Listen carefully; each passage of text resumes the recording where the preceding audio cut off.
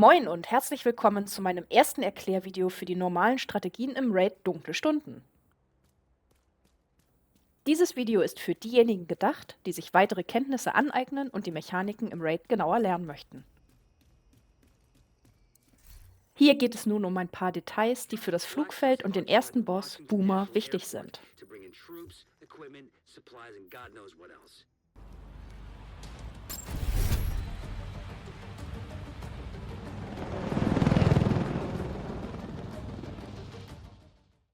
Bevor wir mit dem Raid starten, ein paar Vorbemerkungen zu den benötigten Builds. Wenn du öfter dunkle Stunden laufen möchtest, dann musst du auf jeden Fall ein sogenanntes Damage-Bild mitbringen, damit du dein Team bestmöglich unterstützen kannst. Das kann ein klassisches Bild sein, also 3 Teile Providence, ein Teil Gruppo und Cheska und die benannten Overlord-Knieschoner Gebet des Fuchses. Viele Raid-Gruppen bevorzugen mittlerweile jedoch ein Stürmerbild, entweder mit Stürmerweste und Stürmerrucksack oder nur mit Stürmerrucksack. Einige Techniken und Varianten bei den Bossen erfordern noch zusätzliche Builds. Das sind aber eher Builds, die du zum Lernen der Mechaniken im Raid noch nicht zwingend am Anfang mitbringen musst. Wenn du zumindest ein klassisches Damage-Bild und ein Stürmerbild mitbringen kannst, dann solltest du für die meisten Runs gut gerüstet sein. Erkundige dich am besten vor Beginn des Raids beim Raidleiter, welches Bild bevorzugt wird. Los geht's, beginnen wir mit dem Raid. Wir starten gemeinsam am Strand vor dem Flughafen. Dann laufen wir durch den Tunnel und teilen uns am Ende des Tunnels an der Weggabelung auf. Wenn du nicht durch den ganzen Tunnel laufen möchtest, kannst du dich auch für eine Schnellreise bereit machen. Gehe dazu auf dein Sozialmenü und wähle den Namen desjenigen aus, der ganz vorne läuft. Auf das Kommando Schnellreise oder Englisch Travel drückst du einfach den Knopf A für Schnellreise. Du landest dann beim Checkpoint an der Weggabelung kurz vor dem Ende des Tunnels. Von dort läuft die Gruppe 1 nach links und die Gruppe 2 läuft nach rechts. Es hängen sich alle an die Seile, fahren aber noch nicht nach oben. Erst auf ein Kommando gehen wir zusammen nach oben auf das Flugfeld. Was erwartet dich nun auf dem Flugfeld? Hier geht es erst einmal nur darum, die ganzen Adds zu killen. Es gibt verschiedene Spawnpunkte für die Adds, die von den einzelnen Gruppenmitgliedern abgedeckt werden. Je nachdem, in welcher Gruppe du bist, läufst du entweder mit nach links oder nach rechts und hilfst dort auf der Seite mit. Die Spieler der Gruppe 1 bleiben im linken Bereich.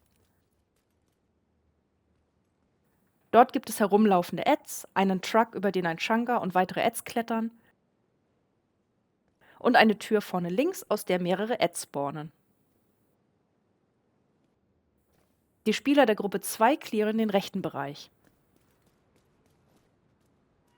Auch hier laufen Adds herum und 2 Changas klettern über den Zaun am Flugzeug.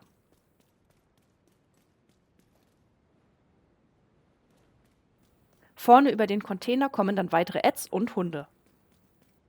Ein Spieler aus einer Gruppe wird außerdem damit beauftragt, sich um die Adds in der Mitte des Flugfeldes zu kümmern.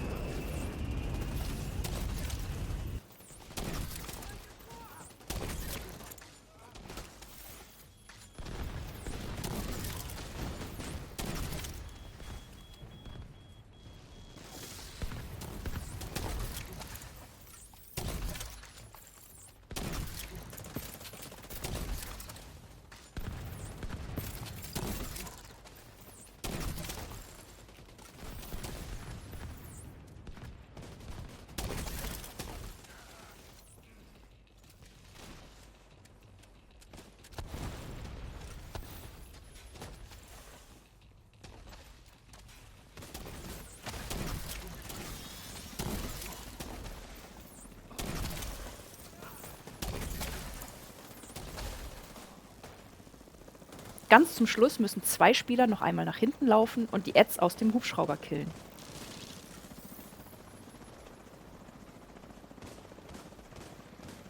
Dann ist es auch schon geschafft und wir können zum ersten Boss weiterlaufen.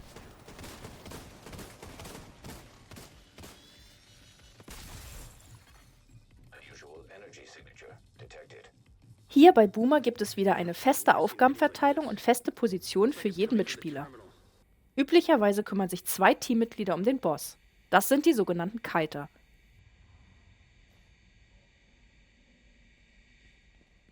Dann gibt es einen Heiler und die restlichen 5 Spieler nutzen ihre Damage-Builds.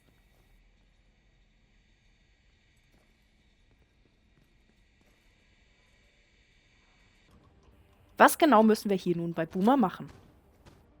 Wenn wir den Bosskampf beginnen, müssen wir zunächst die 4 Generatoren des Verteidigungssystems mit Hilfe der Geschütze herunterschießen. Diese Generatoren erzeugen einen Kreis, in dem alle Adds immun sind. Das übernimmt bei 45 einer der Kiter und bei 41 meistens der Heiler, damit der zweite Kiter bereits vorne vor dem Rolltor auf Boomer warten kann. Nachdem die Generatoren alle deaktiviert sind und alle Adds getötet wurden, spawnt Boomer vorne beim Rolltor.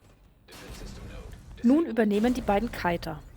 Der erste Kiter holt sich die Aggro von Boomer und läuft zum Geschütz bei 45.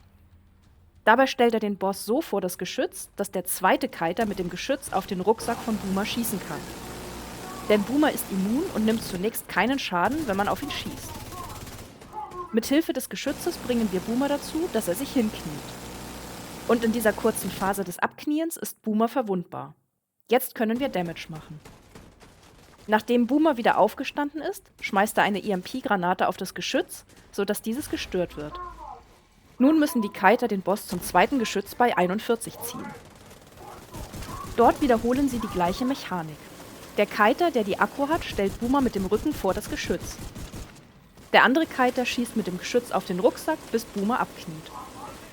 Dann geht es wieder ans Geschütz bei 45, nachdem der Boss die EMP-Granate geworfen hat. Das wiederholen die beiden Kiter so lange, bis Boomer seine gesamte Rüstung verloren hat und wir ihn töten können. Während sich die beiden Kiter um den Boss kümmern, bewachen die übrigen Teammitglieder ihre zugeteilten Türen. Es gibt Spawnpunkte im Burgerladen und im Donutshop bei 40, 43 und 44. Die Damage-Spieler bleiben fest auf ihren Positionen und killen dort alle Adds, die aus den Türen kommen. Es gibt nur eine Ausnahmesituation, in der einige Spieler eine weitere Spezialaufgabe haben. Nach einer gewissen Zeit reaktivieren sich die Generatoren, die wir ganz zu Anfang heruntergeschossen haben. Wenn diese Generatoren reaktiviert werden, dann wären alle Adds in dem Bereich und auch der Boss immun und wir könnten keinen Damage mehr machen. Deshalb müssen wir die Aktivierung der Generatoren unbedingt verhindern. Das machen wir dadurch, dass wir die Computer drücken, die auf Bildschirmen oben an den Ecken des mittleren Tresenbereichs angezeigt werden. Die auf dem Bildschirm angezeigten Computer müssen dann sofort benutzt werden, um das Aktivieren der Generatoren zu verhindern. Und das ist auch die einzige Situation, in der einige Spieler ihre zugeteilte Position verlassen dürfen. Denn es gibt insgesamt 4 Computer, die den Spielerpositionen im Burgerladen auf 40 und 44 sowie dem Heiler zugewiesen sind. Computer A muss vom Spieler im Burgerladen gedrückt werden. Computer B muss vom Spieler auf 40 benutzt werden. Computer C wird vom Heiler gedrückt. Und Computer D muss vom Spieler auf 44 benutzt werden. Das bedeutet, wenn zum Beispiel Computer A und C gedrückt werden müssen, dann laufen der Heiler und der Spieler aus dem Burgerladen sofort zu ihrem Computer und halten das X gedrückt, bis der Computer wieder ausgeht. Danach gehen die beiden Spieler wieder zurück auf ihre Positionen. So viel zur allgemeinen Bossmechanik hier bei Boomer. Generell gibt es hier 2 Hauptvarianten, wie dieser Boss in den meisten Gruppen gespielt wird. Variante 1. Die beiden Kiter ziehen Boomer von Geschütz zu Geschütz. Sobald Boomer auf die Knie geht, gibt es ein Kommando und alle Spieler, die Boomer sehen können, drehen sich kurz um und schießen auf ihn, um beim Boss-Damage zu helfen. Allerdings spawnen oft genau dann Adds aus den Türen, wenn Boomer down ist und sich die Spieler umdrehen, um Boss-Damage zu machen.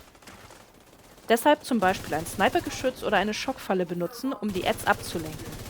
Bitte keine normalen Geschütze oder Köder benutzen, weil hier das Risiko besteht, dass die Aggro von Boomer wechselt und der Boss nicht mehr den Kitern folgt. Für diese Variante reicht es außerdem aus, wenn du ein klassisches Damage-Bild mitbringst. Allerdings hier keine Scorpio und keine St. Elmus benutzen, weil wir sonst keinen Double Down bei Boomer machen können. Beim Double Down bringen wir Boomer dazu, dass er ein zweites Mal vor dem gleichen Geschütz abkniet und wir dadurch 2 Damage-Phasen vor einem Geschütz haben.